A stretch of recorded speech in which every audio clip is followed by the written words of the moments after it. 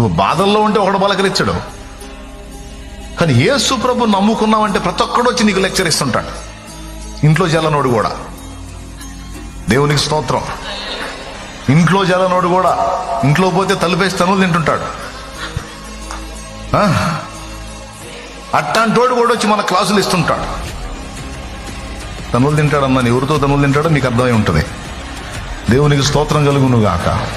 హల్లెలూయా. వీడు కూడా వచ్చి మన కౌన్సిలింగ్లు చేస్తుంటాడు.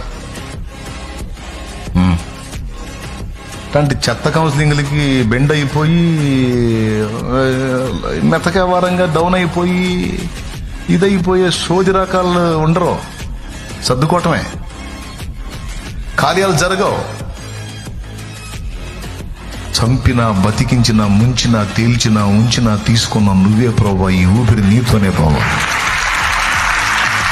నువ్వే నిజమైన దేవుడు, నువ్వే నా రక్షకుడివి, నువ్వే నా కోసం ప్రాణం పెట్టినది. Download ShareChat.